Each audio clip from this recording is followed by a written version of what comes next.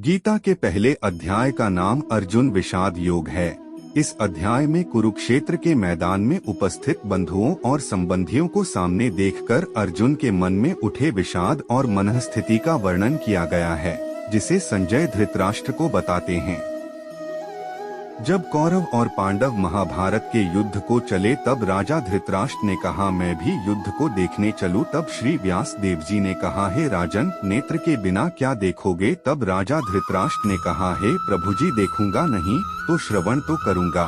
तब व्यास जी ने कहा, हे राजन, तेरा सारथी संजय जो कुछ महाभारत के युद्ध की लीला कुरुक्षेत्र में होगी सो तुझे यहाँ बैठे ही श्रवण करावेगा। व्यास देव जी के मुख से यह वचन सुन संजय ने विनती करी, है प्रभु, यहाँ हस्तिनापुर में बैठे मैं कुरुक्षेत्र की लीला कैसे जानूंगा तथा राजा को किस भांति कहूँगा। तब व्यास जी ने प्रसन्न होकर संजय को यह वचन कहा कि हे संजय, मेरी कृपा से तुझे यहाँ ही सब दिखाई देगा। व्यास जी के इतना कहते ही उसी समय संजय की दिव्य दृष्टि भई और बुद्धि उसकी दिव्य भई। अब आगे महाभारत का कौतुक कहते हैं, सुनो। 7 अक्षौहिणी सेना पांडव की और 11 अक्षौहिणी सेना कौरवों की, यह दोनों सेना कुरुक्षेत्र में जा एकत्र भई। संजय धृतराष्ट्र ने पूछा, हे संजय, धर्म के क्षेत्र कुरुक्षेत्र में युद्ध की इच्छा से एकत्र हुए मेरे और पांडु पुत्रों ने क्या किया? संजय ने कहा, पांडवों की सेना की व्यूहित देखकर दुर्योधन आचार्य द्रोण के समीप जाकर कहने लगे, हे आचार्य, देखिए आपके शिष्य बुद्धिमान पद पुत्र ने पांडवों को बड़ी सेना की कैसी व्यूह रचना की है। इस सेना में अर्जुन, भीम जैसा बड़े बड़े धुंधारी वीर, युयुधान, विराट, महारथी, द्रुपद, धृष्टकेतु, चेकितान, बलवान काशीराज, परुजित, कुंती भोज, नरों में श्रेष्ठ शौर्य, पराक्रमी युधामन्यु, बलवान, उत्तमौजा, अभिमानु और द्रौपदी के पुत्र सब के सब महारथी हैं। हे ब्राह्मण श्रेष्ठ, आपके स्मरण अर्थ अब मैं अपनी सेना के प्रधान सेनापतियों के नाम वर्णन करता हूँ। आप भीष्म, कर्ण, युद्ध विजय, कृपाचार्य, अश्वत्थामा, विकर्ण, सोमदत्त का पुत्र भूरिश्रवा तथा बहुत से शूरवीर मेरे लिए प्राण तक देने को तैयार हैं। ये लोग शस्त्र चलाने में अति निपुण हैं और सब युद्ध विद्या में प्रवीण हैं। हमारी सेना का जिसके भीष्म रक्षक हैं बड़ा बल है। अब आप सब अपने अपने मोर्चों पर सावधान रहकर सेनापति भीष्म की रक्षा कीजिए। कुरुवृद्ध भीष्म पितामह ने दुर्योधन को प्रसन्न करते हुए और ऊंचे स्वर से गर्जत हुए शंख बजाया। फिर वहां चारों ओर शंखों, नगाड़े, ढोल, गोमुखादि अनके बाजे बजाने लगे, जिनका बड़ा भयंकर शब्द हुआ, जिसके अनंतर सफेद घोड़ों के बड़े रथ पर स्थित माधव श्री कृष्ण और पांडव अर्जुन ने भी दिव्य शंखों को बजाया। श्री कृष्ण पंच जन्म और अर्जुन ने देवदत्त नामक शंख को और भीषण कर्म करने वाले भीम ने पौड़ नामक बड़े भारी शंख को बजाया।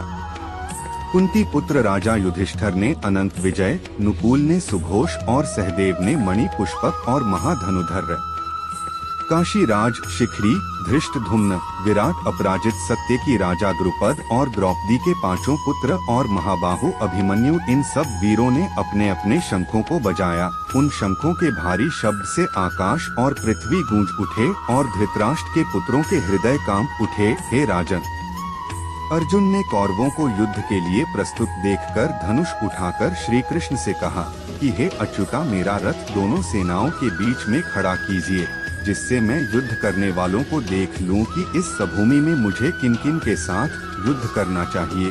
दुबुद्धि दुर्योधन की प्रीति करने वाले जो युद्ध के लिए यहाँ एकत्र हुए हैं उनको देखूंगा। संजय ने कहा, हे राजन, अर्जुन की बात सुनकर श्री कृष्ण ने भीष्म, द्रोण आदि वीरों के सामने उत्तम रथ को खड़ा करके कहा कि हे वीर, युद्ध के लिए उद्धत इन कौरवों को देख लो। अर्जुन ने चाचा, बाबा, गुरु, मामा, भाई, पुत्र, पौत्र, मित्र, श्वसुर और स्वजनों को शस्त्रों से सुसज्जित में अपने ही सब बांधवों को खड़ा देखकर परम दयाद्र हो अत्यंत खेद के साथ यह वचन कहे, है कृष्ण, युद्ध की इच्छा से आए हुए इन अपने बंधुओं को देखकर मेरे अंग ढीले होते गए हैं और मुख सूखा जा रहा है। मेरा शरीर बेकल हो रहा है, रोमांच खड़े होते हैं, गांडीव हाथ से गिरा जाता है, त्वचा जली जा रही है। हे केशव, मुझ में यहाँ खड़े रहने की सामर्थ्य नहीं है। मेरा मन चक्कर खा रहा है और सब लक्षण मैं उल्टे देख रहा हूँ और संग्राम में स्वजनों का वध करके कोई लाभ नहीं होगा। और हे कृष्ण, जीत, राज्य और सुख भी नहीं चाहता हूँ। हे प्रभु, हमको राज्य, भोग और सुख की इच्छा की जाती है। वे सब इस युद्ध में प्राण और धन की ममता छोड़ करने को तैयार है।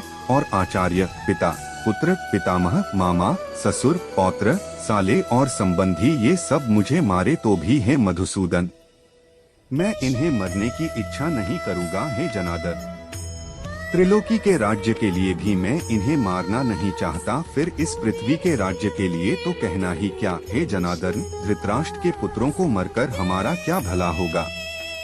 इन आत्ताइयों का वध करने से पाप ही होगा, इसलिए हमें अपने भाई धृतराष्ट्र के पुत्रों को मारना अनुचित है। हे माधव, स्वजनों को मारकर क्या हम सुखी हो सकते हैं? ये सब लोभ के वशीभूत हैं और कुल के नाश करने तथा मित्रद्रोह करने में पाप को नहीं देखते। कुल नाश के दोष को जानते हुए भी हमको इस पातक से क्यों नहीं दूर रहना चाहिए? कुल का नाश होने से कुल के प्राचीन धर्म नष्ट हो जाते हैं, फिर धर्म नाश होने से कुल में पाप बढ़ता है। हे कृष्ण, पाप से कुल की स्त्रियां व्यभिचारिणी हो जाती हैं, जिनमें वर्णशंकर संतान उत्पन्न होती है। वह वर्णशंकर जिन पुरुषों ने कुल को नष्ट किया है, उनको तथा उस कुल को नरक में पहुंचते हैं, क्योंकि श्राद्ध, तर्पण आदि बंद हो जाते हैं। वर्णशंकर बनाने वाले दोषों से कुलवधुओं की जाति, धर्म और कुल धर्म निरंतर नाश होते हैं। हे जनार्दन, मैंने बराबर सुना है कि कुल धर्म नष्ट होने से निश्चय नरकवास करना होता है। हाँ, हम बड़ा पातक करने को तैयार है, जो राज्य सुख के लोभ से स्वजनों को मारने की कोशिश कर रहे हैं। शास्त्रों को धारण किए हुए धृतराष्ट्र पुत्र यदि मुझ शास्त्र रहित और उपाय ही न को रणभूमि में बांधकर डाले तो मेरा बहुत कल्याण हो। संजय ने कहा, हे राजन, यह कहकर अत्यंत दुखित होकर अर्जुन ने उसी समय धनुष बाण फेंके दिया और रथ को पिछले भाग में जा बैठा। इति श्री भगवत गीता ज्ञान प्रथम अध्याय का महात्म्य। एक समय पार्वती जी ने पूछा, हे महादेव जी, किस ज्ञान के बल से आपको संसार के लोग शिव कहकर पूजते हैं? मृगशाला औढ़े अंगों में शमशानों को विभूत लगाए, गले में सर्प और मुंडों की माला पहन रहे हो, इनमें तो कोई पवित्र कर्म नहीं, फिर आप किस ज्ञान से पवित्र हो? वह आप कृपा करके कहिए। श्री महादेव जी बोले, हे प्रिय, सुनो, गीता के ज्ञान को हृदय में धारण करने से मैं पवित्र हूँ और उस ज्ञान से मुझे बाहर के कर्म व्यापते नहीं। तब पार्वती जी ने कहा, हे भगवान, जिस गीता ज्ञान की आप ऐसी स्तुति करते हैं, उसके श्रवण करने से कोई कृतार्थ भी हुआ है?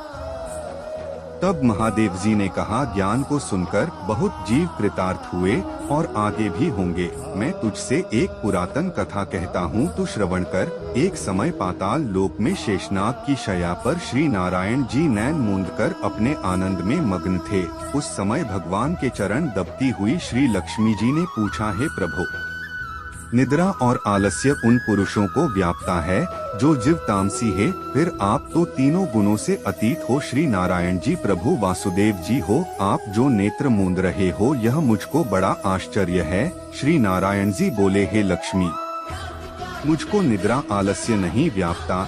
एक शब्द रूप जो भगवत गीता है, उसमें जो ज्ञान, उसके आनंद में मग्न रहता हूँ। जैसे 24 अवतार मेरे आकर रूप है, तैसे यह गीता शब्द रूप अवतार है। इस गीता में यह अंग है।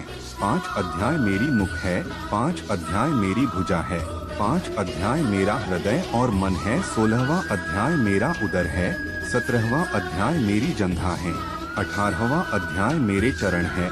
सब गीता के जो श्लोक हाँ सो मेरी नाड़ियाँ है, गीता के अक्षर हैं सो मेरे रोम हैं।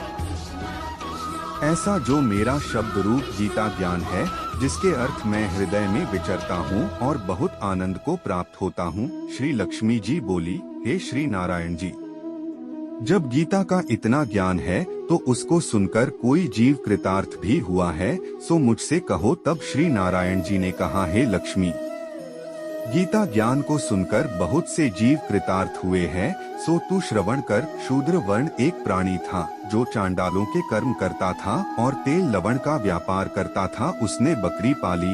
एक दिन वह बकरी चराने को बाहर वृक्षों के पत्ते तोड़ने लगा। वहाँ सर्प ने उसे डस लिया। तत्काल ही उसके प्राण निकल गए। मरकर उसने बहुत नरक भोगे। फिर बैल का जन्म पाया। जब बैल का जन्म पाया तो उस बैल को भिक्षुक ने मोल लिया।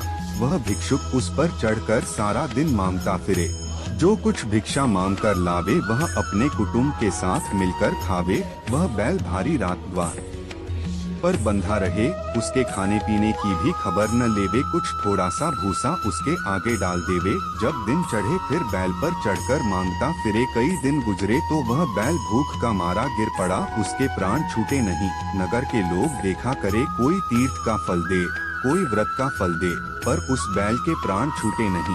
एक दिन गणिका आई। उसने मनुष्यों से पूछा, यह भीड़ कैसी है? तो उन्होंने कहा, इसके प्राण जाते नहीं, अनेक पुण्यों का फल दे रहे हैं तो भी इसकी मुक्ति नहीं होती। जब गणिका ने कहा, मैंने जो कर्म किया है जिसका फल मैं इस बैल को निमित्त दिया, इतना कहते ही बैल की मुक्ति हुई। तब उस बैल ने एक ब्राह्मण के घर जन्म लिया। पिता ने इसका नाम सुशर्मा रखा। जब बड़ा हुआ पिता ने इसको विद्यार्थी किया। तब इसको पिछले जन्म की सुध रही थी। यह अति सुंदर हुआ। इसने एक दिन मन में विचार किया, जिस गणिका ने मुझको बैले की योनि से छुड़ाया था उसका दर्शन करूं। विप्र चलता चलता गणिका के घर गया और कहा, तू मुझे पहचाना है? गणिका कहा, मैं नहीं पहचानती हूँ, तू कौन है? मेरी तेरी क्या पहचान है? तू विप्र, मैं वैश्या। तब विप्र ने कहा, मैं वही बैल हूँ जिसको तुमने अपना पुण्य दिया था। तब मैं बैल की योनि से छूटा था। अब मैंने विप्र के घर जन्म लिया है। तू अपना वह पुण्य बता। गणिका ने कहा, मैंने अपने जाने कोई पुण्य नहीं किया, पर मेरे घर का तोता है, वह कुछ सवेरे पढ़ता है, मैं उसके वाक्य सुनती हूँ। उस पुण्य का फल मैंने तेरे निमित्त दिया था। तब विप्र ने तोते से पूछा कि तू सवेरे क्या पढ़ता है? तोते ने कहा, मैं पिछले जन्म में विप्र का पुत्र था। पिता ने मुझे गीता के पहले अध्याय का पाठ सिखाया था। एक दिन मैंने कहा, मुझको गुरु ने क्या पढ़ाया है? तब गुरुजी ने मुझे श्राप दिया कि तू सुआ हो जा। तब मैं सुआ हुआ। एक दिन फंदक मुझे पकड़ ले गया। एक विप्र ने मुझे मोल लिया। वह विप्र भी अपने पुत्र को गीता का पाठ सिखाता था। तक मैंने भी वह पाठ सीख लिया। एक दिन उस विप्र के घर चोर आ गए। उनको धन तो प्राप्त न हुआ, मेरा पिंजरा उठा ले गए। उन चोरों को यह गणिका मित्र थी। मुझे इसके पास ले आए। सो मैं नित्य श्री गीता जी के पहले अध्याय का पाठ करता हूँ। यह सुनती है, पर इस गणिका की समझ में नहीं आता। जो मैं पढ़ता हूँ वहाँ पुण्य तेरे निमित्त दिया था, सो श्री गीता जी के पहले अध्याय के पाठ का फल है। तब विप्र ने कहा, हे तोते, तू भी विप्र है, मेरे आशीर्वाद से तेरा कल्याण हो। सो हे लक्ष्मी जी। इतना कहने से तोते की मुक्ति भी। गणिका ने भी भले कर्म ग्रहण किया। नित्य प्रति स्नान कर और गीता के प्रथम अध्याय का पाठ करे, इसके उसकी मुक्ति हुई। श्री नारायण ने कहा, हे लक्ष्मी जी, जो कोई अनजाने से भी गीता का पाठ करे या श्रवण करे उसका को भी मुक्ति मिलेगी।